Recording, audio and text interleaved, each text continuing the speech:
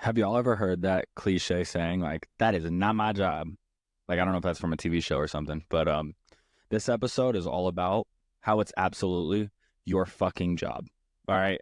And unfortunately, I'm gonna have to address fathers. And the reason why I say unfortunately, well, I'm gonna have to address the cliche father role, I should say. And it's so hard for me because I see people make these videos on the internet about how men don't do a lot, blah, blah, like all of these videos that kind of attack like fathers and men and blah, blah, blah, blah. And I'm actually about to attack all of you in this podcast. So not the people making the videos, fathers and men. So I'm no better. But I see these videos and I don't resonate with them and they aggravate the fuck out of me. Like I let them get to me and Rachel's like, babe, why do you care? Like you're literally the polar opposite of that. Like why do you let that affect you? And I'm like, I think it's because the moment that someone gets on the camera and says men, I'm like, okay, now I'm intrigued because that does include you're talking to this group of people, and then she's like, don't do shit, and I'm like, okay, now I have to leave the conversation. But it's a little frustrating because I do challenge the status quo, I do challenge the gender role, but at the same time, when I look around, I'm like, wow, you guys are fucking stupid, men, fathers. That is like, you guys really do suck. Like the more I look around and the more I hear from moms, um, or just even I'll look at the comments and people are like, I'll get comments on my video. Yeah, my baby daddy hasn't changed the diaper and my baby's 5 months old. What? What? How is he your baby daddy? Like I'm not trying to go off on the women here, but if you guys are stuck in like some of these positions, I'm like, did you guys not vet the fucking person you're having a child? I mean, granted, me and Rachel got pregnant after 2 months. She hit the fucking lottery with me, but no, it's tough for me. Anyway, this episode is all about I want to inspire men. I don't want to tear you down. I want to inspire you. So I'm not going to attack you, but I do have to tell you the truth about something. So if you're listening to this and you're a mom, send this to your baby daddy and be like, yo, it would mean a ton to me if you listen to this podcast. Like it's just, I'm not saying every single thing he says is accurate, which it probably will be, but a few of the points he made resonate with me. And like, I'd love for you to hear it from a different perspective. Or if you're a dude and you listen to my podcast, here's how I want you to look at this. And I shouldn't say men are dude and woman or man. I should say like the other part. There's like usually the partner that takes on the mental load, the primary parent, if you will. And then there's the other partner. And in a lot of my videos, you'll hear me say the other partner. So for this video, I'm talking about the other partner. It just so happens that the cliche or the standard statistic of the other partner is usually the father in the relationship. And so next, if this resonates with you, if you're the other partner and you listen to this podcast and it resonates with you, that's a fucking problem. Okay. If this aggravates you because you're like, that's not what I'm like at all. Like, what? Like, I can't believe he thinks men are, that's you're in my boat. Welcome to the fucking party. And I get it. So here's what I want to address. I think I'm going to break this down for you as the other partner. And if I say men or I say father, just know that it's synonymous for the other partner for sakes of this podcast. Okay. I don't want to clarify that every time. God forbid. Sorry. Here's what I want you to understand. And I said this morning in a video on my TikTok. It's your fucking job. It's always your job. And I think that if you go into fatherhood, parenthood, so if you're a soon to be parent, I hope you listen to this and take what I'm about to say serious. Whatever it is, it's your fucking job. And what I mean by that is when you're going to be a parent, there's tasks and responsibilities that come with raising that child. And so a few of those things are, changing diapers, feeding, getting up in the middle of the night. You got to put diaper rash cream on, give baths. You got to puree food, make food. You got to entertain. I mean, fuck all the keeping you alive things. How about the fact that you got to play with them 24/7 if they're screaming, if they're a Velcro baby? You got to know how to carry them, hold them. You got to know how to put them in their carrier, how to put them in the car seat, how to put the car seat in the stroller, all of this, right? It's your fucking job. And that's what I want to tell you in this podcast, that is if you are the father, I think what's happened, or the other partner, what's happened is you're validated by this outside perspective that you're supposed to like, I hear a lot of like, I didn't have a dad growing up, but I see a lot of dads like, I'm going to teach you the lessons that are important in life, and like mothers do the child care and like the vast majority of raising and livelihoodness. And I'll teach you the lessons. You're starting off on the wrong foot. You're psychotic. Everything is your job. And you have to assume that. And if you're with a good person and you have a good partner And oftentimes mothers step up to the plate. They just do because they're left alone. It's in their nature. It's all, you got to think about it like propaganda. Mothers go on social media and they see mothers being mothers. Men go on social media and they see them being providers and not fathers all the time. And that's the propaganda you're fed. So you think you're validated by that. And then if you assume everything's your job, your counterpart will likely step in and not allow you to do everything, because that's the propaganda, or that's the societal norm that they accept and that they resonate with, and that is constantly being blown on their screens. And don't get me wrong, I see those single dads on Instagram and TikTok. I see those stay-at-home dads, and shout out, guys, shout out. What I'm talking about is your everyday person that's struggling with, like, well, what's my role as a father? Your role is every single thing. It's everything minus breastfeeding. And I say that and pushing the baby out of your vagina. I say that because biologically it's not going to happen. Trust me. If I could breastfeed my daughter, I would. Like, if I could breastfeed my next child, I would. I want to be every bit of a parent as any other parent. But biologically, I can't. So you get a free pass on that. In the middle of the night when Laguna wakes up, Rachel 9.99999 times out of 10 does the put back to sleep, unless she, like, if a feeding is required, 9.9999 times out of 10, Rachel gets up and does it, because we only breastfeed in this house. It is exclusively what we do. We don't pump anymore. That's what works for my household. And so Rachel gets up, because there's nothing I could do. I can't help. And so I have to assume everything else is my job. So when it's time to take Laguna, when it's time to change her diaper, I always step up to the plate. And of course, Rachel is a good partner, like you likely have right next to you. And she steps in the other 50% of the time, or whatever it is. There's no measurement really, right? Like, let's just get past measurement. But like, if I'm like, okay, I got it. Oftentimes, Rachel's like, no, you've been nonstop. Like, let me grab this one, whether that's a diaper change, a feeding, whatever it may be. She's screaming. And I'm like, hey babe, I'm just going to finish these dishes real quick. And I know she's yelling, like, do you want me to grab her too? I have to assume it's my job. I got to go grab her. I got to go put her on the counter with me while I do dishes. Because that's what your wife, that's what your girl, that's what your primary partner is doing. Like, when you think that they're just taking care of the child, and then you're like, every time they're with me, they scream. Every time they're with her, they probably scream too. But they're finding a way, and they're making a way, because they know, they don't assume that it's a job. It is their job, and they know it. The primary partner is put in this position where oftentimes it's their job. No one else is going to accomplish what needs to be done with this baby except them if they don't. You need to fill those shoes, that role. The role is one person is going to step to the plate every fucking time a ball's thrown, right? Every time that curveball's thrown, someone's got to step up to the plate and bat, and it better be you as the dad. And that's going to put you in the position to be an equal partner. And the moment you become an equal partner, a lot is unlocked. I get a lot of messages, hey, how do you and Rachel keep your relationship alive? Well, there's tons of things. And me and Rachel go through our struggles, but we don't really go through like parent struggles. And the reason why is because we have an equal partnership. And I don't know, I see other women and I see the struggles they go through, and these other primary partners, and they're facing things like, I have no help around the house. And then this leads to, I don't want to have sex with my husband because I'm tired. Then your husband is addicted to porn because he's never having sex, but that's because you're tired, because you're childbearing. It's this long fucking line of bullshit that streams down and just muddies your whole relationship. All stemming from one person being burnt out, because oftentimes they're doing the majority of the work.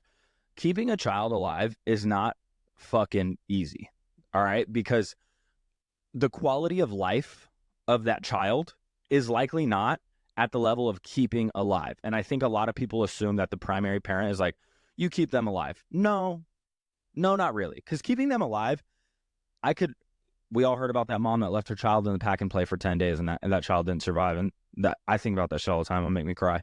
But maybe by day 5, the baby was still alive. That's keeping a baby alive. It's sick and twisted and fucked up. Really what your partner is doing is giving a flourishing, beautiful life to your child. And that takes a lot more work than just keeping the child alive, right? And keeping the child alive is fucking hard too, just so you know. And I know that because I put myself in the position to be the primary partner. Rachel did pump for the first 4 months. So I did do every feed, especially because Laguna wasn't latching. And we had this theory that if Laguna took a bottle from Rachel, she wouldn't like begin to start to latch. So like the first 3 months of Laguna's life, maybe 2.5 months, I was like, I wasn't breastfeeding, but I was breastfeeding bottle, bottle feeding breast milk. And so by me doing that, I created a bond with Laguna that's absolutely inseparable. It's you can't get in between it, you can't see through it, you can't touch it, you can't have it, you can't anything. This is like one of one, right? Next, it created a bond with Rachel of like immense trust. If I told Rachel that I was taking Laguna to New York City for 3 days, she would literally just say, "Oh, I'll miss you guys. I want to come." She wouldn't even ask for a second, "Can you handle Laguna?" Like that's so far out of her mind whether I'll be good with Laguna that she'd ask every other question first. She would ask if I packed clothes for myself before she asked if I packed clothes for Laguna. Like, we have this bond of trust, and it's at the level now where we know that anything regarding Laguna is going to be taken care of by the other person. Like, we don't check on each other, I guess. And I think in other relationships, I notice people check on you. Did you pack this? Did you do this? We don't have that problem because we trust each other, because I stepped up to the plate early, right? I taught Rachel how to change a diaper. You know what I mean? The biggest compliment early through Laguna's life, not biggest compliment, but one of something that I noticed is when we would go to doctor's appointments, the first thing nurses would try to do is talk to Rachel. Like, they would directly look at her. They would kind of ask these questions, blah, blah, blah. And as they would ask a question, I would oh, so how heavy was baby? Because we're like doing the weight based on 7 pounds exactly. What time are they born? 11:06. Oh, okay. And then they started to notice, oh shit, like dad's not just involved, but he's the parent I need to ask about this, because it seems like he knows. And I was blessed. I had 3 months off of work or whatever it was, and those things were amazing, and it gave me the opportunity to really learn my child. But I also took every fucking moment and made it my own. And there was a long time there where like Rachel had to literally say like, "Yo, let me do it, please." Like, I want to do it. I want to hang out with her. I want to know what it's like to get up for this feed or whatever it was, because I made it my problem to take care of this baby. And there was nothing that I said I couldn't do because I was the father. And I think what happens is when you're the other partner, when you're the father, you think you put yourself in this box of, I can't do that, or I'm not supposed to do that, or that's not my role, or my place is not, I'm not welcome here. And you got to delete that all from your head. So if you're about to be a partner, you're about to be a dad, I want to tell you, from me to you, everything is your job, and it's okay to learn. It's okay to not know. I promise you that your wife, your girlfriend, your baby mama, she does not have some secret fucking textbook. She does not have some secret cue. She does not have some secret maternal instinct that you're just going to be left out of.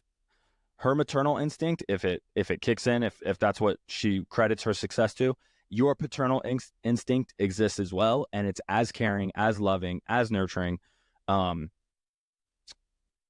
as adaptable as hers. And I do always tell Rachel that her hugs nurture and like love Laguna.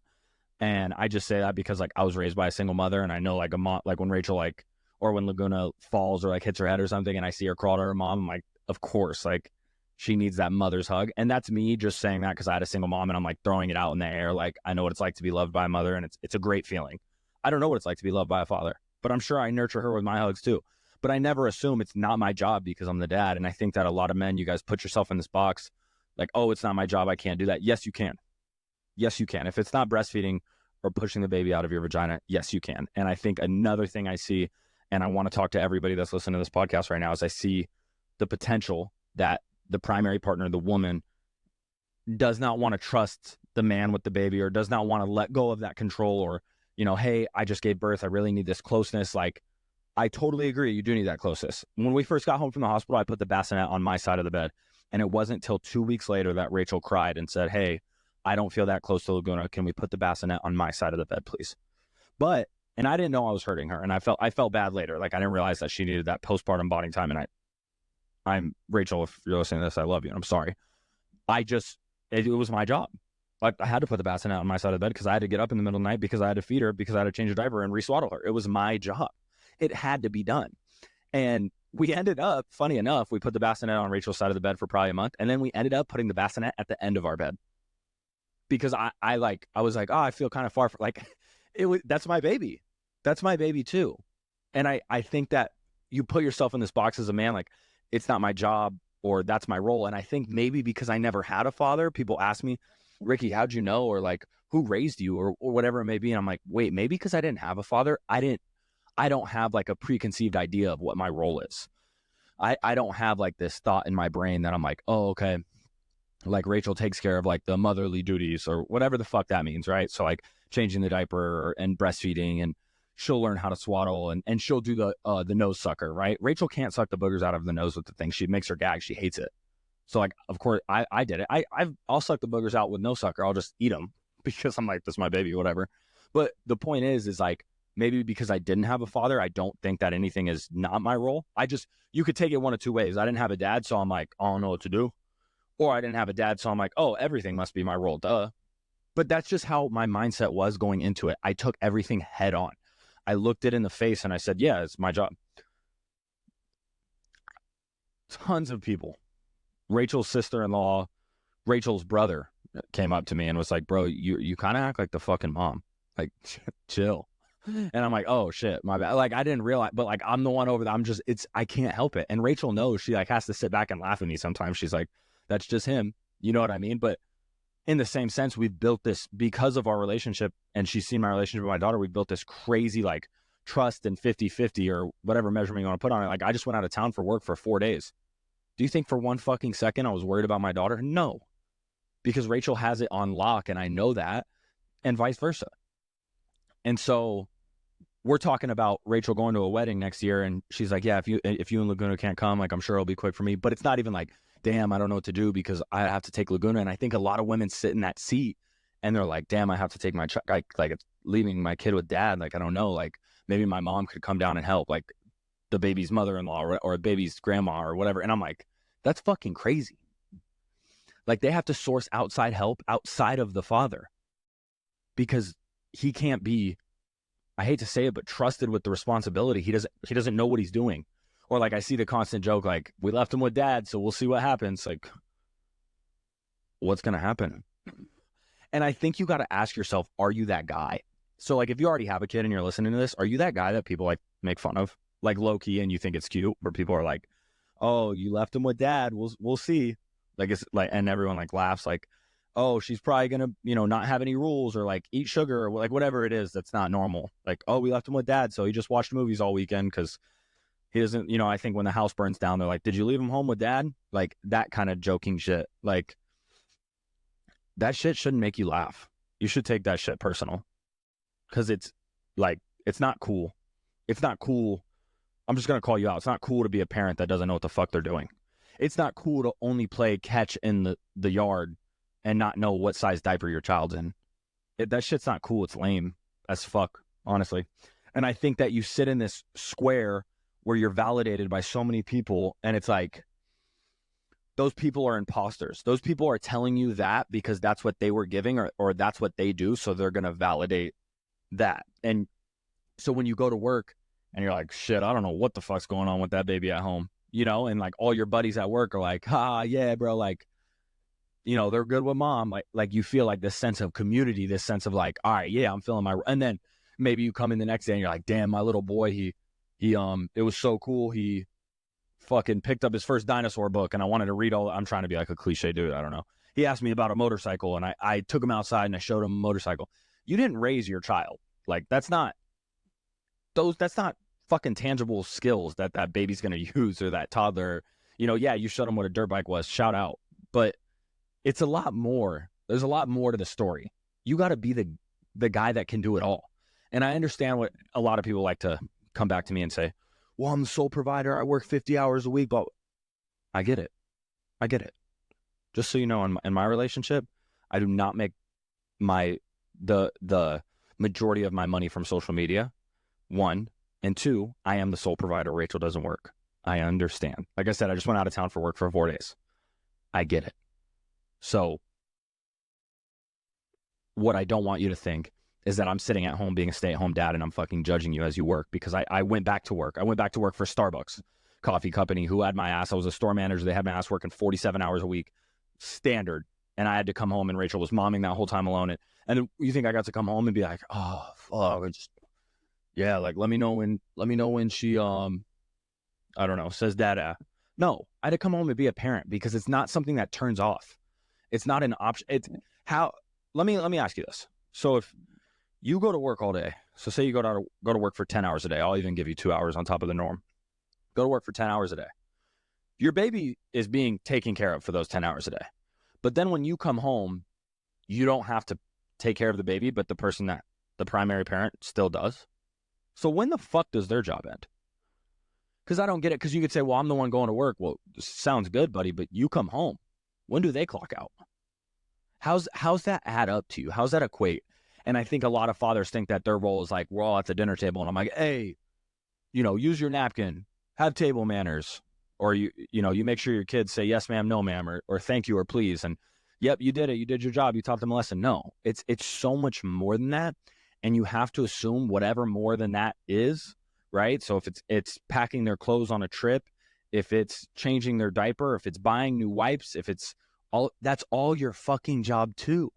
And all you can do is look at your partner and you guys got to pick up slack and leave it where it's left. And what I mean by that is, like, I go out of town for 4 days. So, Rachel, like, you obviously have to keep Laguna because I will not be in the state and I'm going to work for 4 days to bring in income so we can buy food for our table. Perfect. Sounds good. I don't get home though and just get to fucking, hey, I'm finally off. Like, I get home to my family in which I'm the one that left. I'm the one that neglected, because the responsibility is with family, right? If you're more loyal to your job than your children, you're fucked up in your head. And so I'm the one that neglected. So I must come back and repair. What I mean by that is, when I got home this morning, I made sure I got up with Laguna as fast as I could. It was like 6:20, and I took her outside and I let Rachel sleep till 8:15. Because I had a haircut at 8:30 is literally why. I would have let her sleep even longer, or whatever Laguna was going to make me. The reason why, that's not my one thing though. Like, I didn't just do that and I'm like, all right, I'm good now, we're even. No, fuck no. Even doing this podcast, I'm like, low key looking at the time, I'm like, I got to get out of here because I got to go back to being a dad, because I've already neglected my family. I have to repair what I have neglected. Because when did Rachel ever clock out? She got one good night of sleep and she woke up this morning. She's like, thanks so much for doing that. I'm like, whoa, like, you've been momming nonstop. Like, what the fuck? Like, take a bigger break. By technicality, I owe you 4 days back. Like, if you want to do that 50-50 shit, Rachel deserves literally 4 days off. And whether she's making money or not, whether I was making money or not for the family, I still was not at home parenting, which is my primary role. My primary role is a father. And so if you don't think your primary role is a father, one of two things: you don't understand your role, or two, your priorities are fucked up. So if you do think your number one priority is being a father, but then you think fatherhood is teaching them table manners and how to throw a football, you're fucked up, right? You need to redefine what father means to you. And father means everything. Father means you do everything. Everything that you biologically, physically, mentally, emotionally, and spiritually can do for that child, you must. And your partner will pick up, and I promise it'll even out. And let me just caveat and tell the people that are like, my partner doesn't do shit. So let me address you. If you're the other partner and you're doing everything and now you're the primary partner and your other partner isn't doing shit, you're with the wrong person. You're better off single. If you feel like a single parent at home, you're better off single. Okay? Because that person is taking away energy and doing more damage than they are good. And so I want to talk to fathers, and I'm at the end of this podcast, I want to break it down into like tangible things. Like, I've ranted at you a lot, I've talked at you a lot, but let me make it tangible for you. Everything is your job. Assume that and you'll win. Assume that everything that baby needs, you can supply, and you will win. You have my word. You will become a parent. You will become a partner. You will become a role model. You will become someone that you are happy to look in the mirror with. When I see myself with my daughter, I have no insecurities, zero insecurities. It's the best feeling in the world. I'm never insecure with my daughter. I take her on a walk by myself. People will drive by, be like, this girl drove by in a golf cart one time. Great dad. Why? Why am I a great dad? What's the difference? Because you see me out taking my daughter on a walk. Do you think they would stop and tell a mom, great mom? Probably not. So everything's your job. The next thing I want you to know is nothing is nothing does not, I want to say this correctly without two negatives. There is nothing that you cannot do. Okay. There is never a task I'm outside of breastfeeding, of course, that you cannot complete due to your gender or their gender or due to your capability, due to their capability. So I don't want you to think, oh, I don't know how to give my daughter a bath. Can I put water on her head? Figure it the fuck out. Go on TikTok and look it up. Follow Ricky B. He'll teach you. Yes, you can pour water on your child's head. I gave Laguna water. Okay, I'm not going to teach you guys about baths. Maybe another episode. But the point is, there is nothing that is outside of your scope. There's nothing that you can't do. So take that out of your head immediately. Okay? So first things first, it's always your job. Second thing, there's nothing outside of your capability. I don't want you to assume anything as a father or as the non-primary partner, which I don't know what that means. For me, that doesn't mean shit. I am the primary partner, but so is Rachel. I know that may not make sense to you, but it is. Rachel breastfeeds, so she is the life essential partner, right? Because she breastfeeds. But now Laguna's eating solids and Rachel hates baby-led weaning, and that's what Laguna prefers. She like gags and chokes on purees and throws up all over the place. So when it comes to feeding her that way, it's all me. Because Rachel fucking hates it. She's miserable, right? And so, anyway, not the point. The point is, if you're the other partner, you need to understand that you're not the other partner. You're the primary partner. Yeah. Next, it's not your job to coach the other person. And this goes towards either the primary partner or if you're stepping up a lot. You can't coach the other partner in a way that they need to do something if it's not unsafe or immoral. So I remember I coached Rachel on how to change a diaper one time, and she looked at me and she said, "Don't ever tell me what to do again when it comes to this shit." I said, "Yes, ma'am." And it was the last fucking time I ever said anything. Because they have to learn their own way. This is a human being. This isn't a Rubik's Cube that can be solved, one of three puzzled ways. This is a human being that needs such attention and such personality. And it's a human being that you have to meet and you have to learn and you have to address in a specific way that's unique to you. You don't talk to your mom the same way your sibling talks to your mom, or maybe it's like a respect thing, but you don't have the same relationship with your mommy that your sibling has with their mommy, right? Because you guys are two individual people. You have to meet each other, meet your mom. It's individuality. Your baby's not some fucking Rubik's Cube. You got to figure out their individuality and you got to address it, and things will unlock for you. And all that I've talked at you, I want you to leave this episode feeling one of two things: either validated because everything I said, you're like, yep, I'm already that guy, shout out. Or I want you to feel offended. If the shoe fits, wear it. I want you to feel inspired to make a change. And I want you to know that all of those cliches and all of those, hey dad, like you're there to teach him how to throw a football or whatever, or change a car tire, that's all fucking fake. That's fake. It doesn't exist. Like that shit is not real. That's made up. It's made up, and if you're using any of that to validate yourself, stop. That doesn't exist. Like you can do anything through daddy who strengthens you. And if you have questions, bro, I hate to plug myself, but just fucking hit me up. I reply to a lot of DMs, a lot more than you think. If they're questions, like if you're asking me like, hey bro, I'm going through this, like, and you be descriptive. If you DM me like, hey dog, I'm a dad, like could use help. I'm gonna like, be descriptive. Like, hey man, I'm trying to get more involved with my baby. I don't understand how to change a diaper. I'll fucking teach you, bro. I'll let you FaceTime me and I'll literally show you on a toy doll how to change a diaper. Like I got you guys. And I also have tons of video on my TikTok, like go through them. I should probably organize them one day. I could probably sell a course, but it's just more work, and I'm here to just be a dad. But the point is, nothing is outside of your possibilities, and all that shit you use to validate yourself is made up. And I think I'll address that. I see people saying like dads are more involved now than ever. Like you're in that statistic, and if you feel like, oh yeah, I'm more involved than like any other dad before me, it's not enough. Be more involved than mom. I'm dead ass serious. Be more involved than the mother to your child. And when you achieve that, you can come talk to me. Anyway, good luck, boys. Good luck, other partner. Good luck, men. Good luck, fathers. Good luck, mothers. Good luck, everybody. I love you. Send this to someone that it's going to resonate with. Listen to this and let it resonate with you. And if there's something that I didn't cover that you want to see, I'll throw this plug back out there.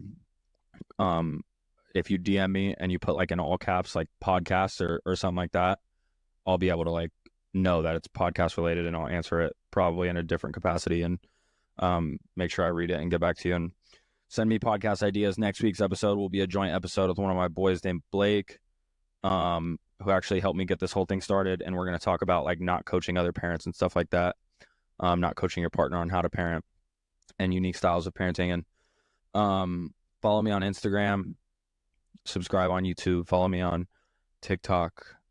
And yeah, new merch coming soon. All right. Love you.